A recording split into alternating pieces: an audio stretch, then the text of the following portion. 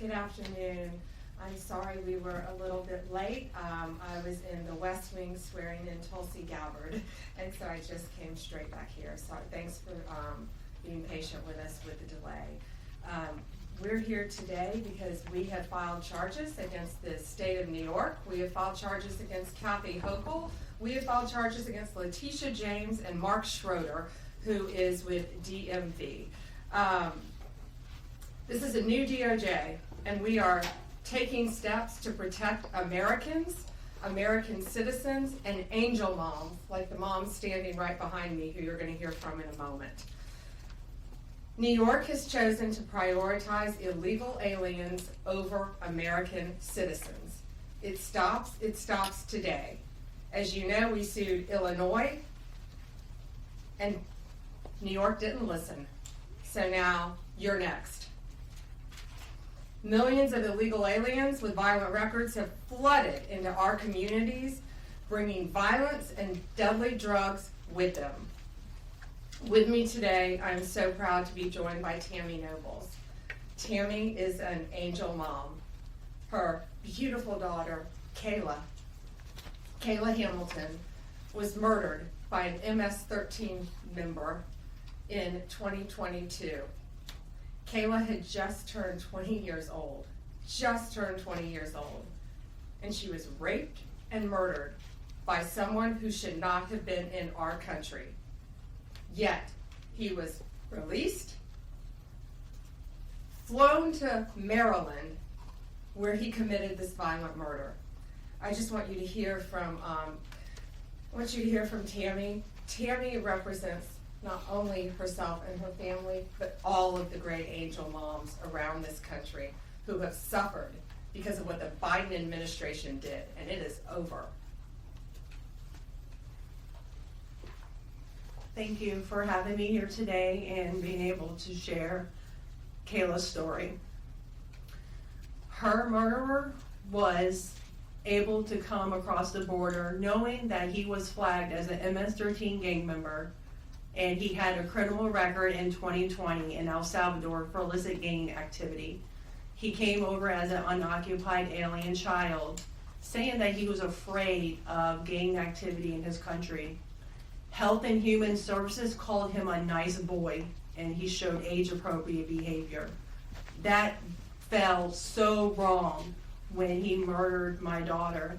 He ended up in Maryland, where he was able to rent a room in the same mobile home as her.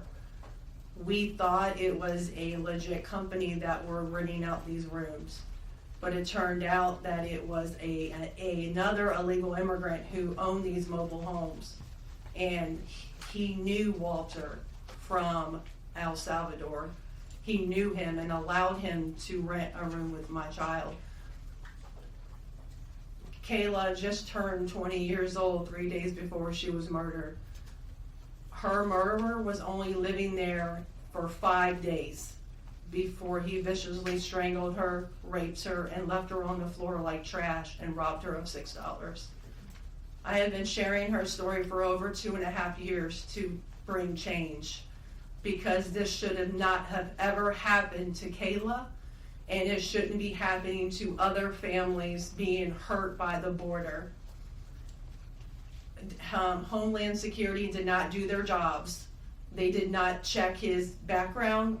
They did say that he was processed. So if they processed him, they knew that he was a gang member and still allowed him here. Health and Human Services did not verify the sponsor and allowed him to go with a sponsor that they don't even know if it was his cousin or his aunt.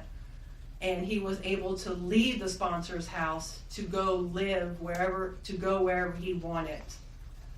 And I am going to continue sharing Kayla's story to help save others and to bring awareness of what was happening under the Biden-Harris administration. And I'm so thankful for Pam having me here today, and I'm so thankful for the opportunities I got from Trump and any other platform, people who allowed me to share her story, because this is going to end.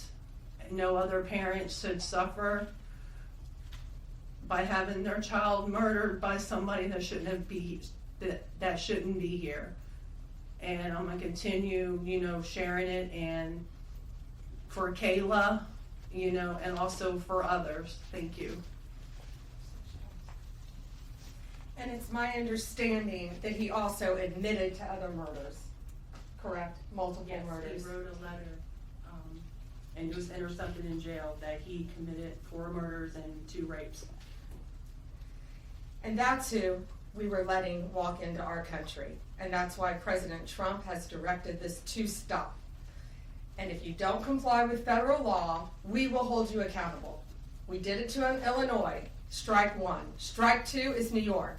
And if you are a state not complying with federal law, you're next, get ready. And the great men and women of law enforcement are standing behind me today. We have FBI, DEA, ATF agents. They put their lives on the line every single day to protect us. And what New York has, they have green light laws, meaning they're giving a green light to any illegal alien in New York where law enforcement officers cannot check their identity if they pull them over. Law enforcement officers do not have access to their background. And if these great men and women pull over someone and don't have access to their background, they have no idea who they're dealing with. And it puts their lives on the line every single day. Violent criminals, gang members, drug traffickers, human smugglers will no longer terrorize the American people. And that is why we are here today. You will be held accountable if you do not follow federal law. It's over, it ends, and we're coming after you. Questions? We have time for a few questions. David Spot with Fox News.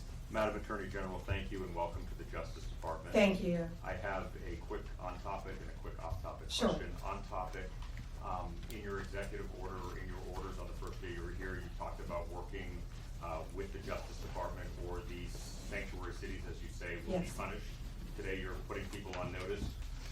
Right now, we're just lawsuits. Is this gonna go further? What kind of punishment are we talking about? Is there any grounds to charge individuals, charge politicians? How far is this gonna go?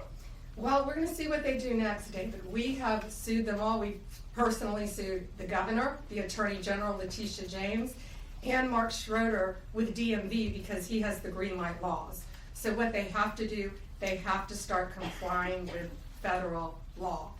If they don't, we're gonna appeal it and we will win. They have to comply with federal law. Did you have a second question? I did have a second off-topic question in this regard to the judiciary. Today, Elon Musk, who has enormous influence in the Trump administration, posted on X, quote, "There needs to be an immediate wave of judicial impeachments, not just one." As the Attorney General of the United States, how do you respond to that? Shouldn't the process work out in the courts before we talk about judicial impeachments? I mean, these are just TROs now at this time. Shouldn't these just play out? Yeah, I haven't seen Elon Musk tweet. He is a friend of mine. He is a great man. I think he's very frustrated with what's happening in our federal government.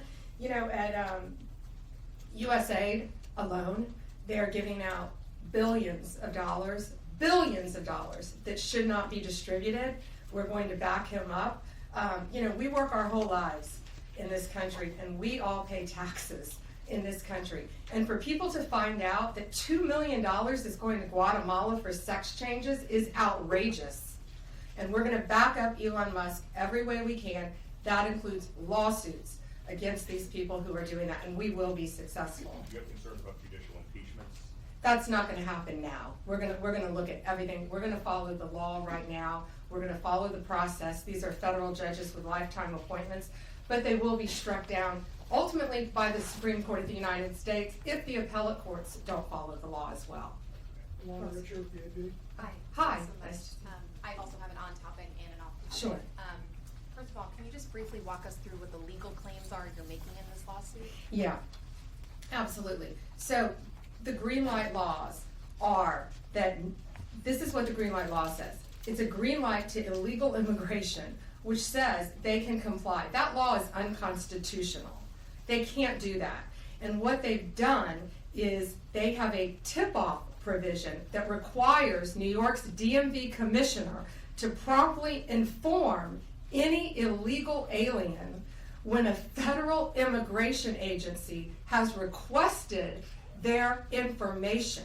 So think about the men and women in law enforcement behind me. That's basically, that's not basic, it's tipping off an illegal alien, and it's unconstitutional. And that's why we filed this lawsuit, and that's why we charge Mark Schroeder too, because he runs DMV. Oh, I'm sorry, you had a second question. Yeah, my off-topic question. I wanted to ask about Mayor Eric Yes. Adams' case. As of at least a few moments ago, SDNY still has not dropped that case.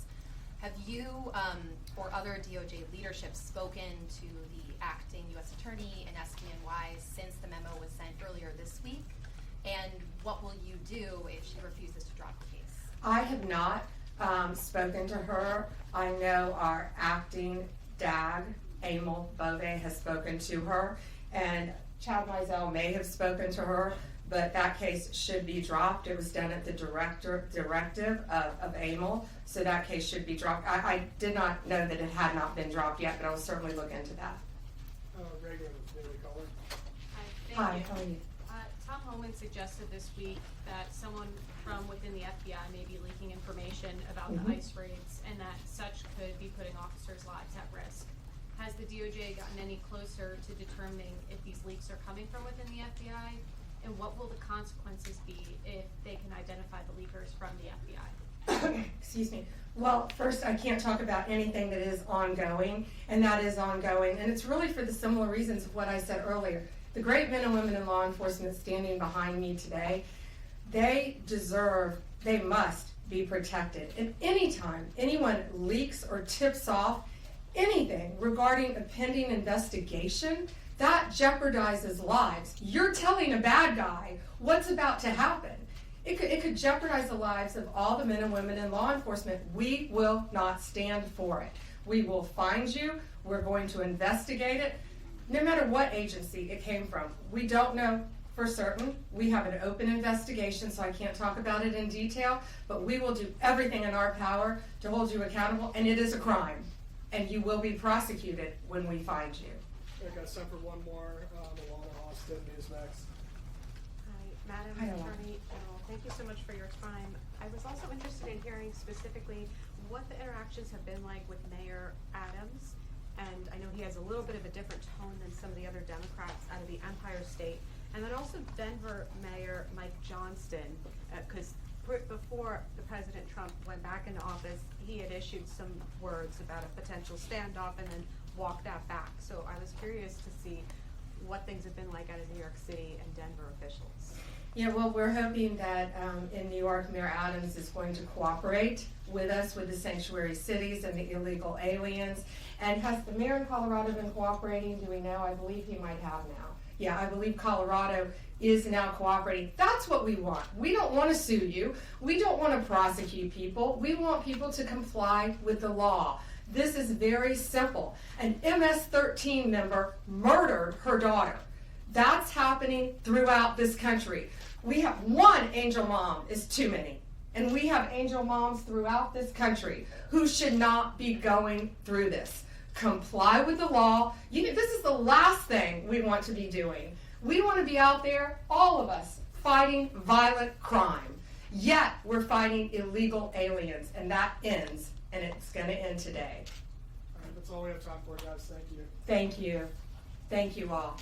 Thank you.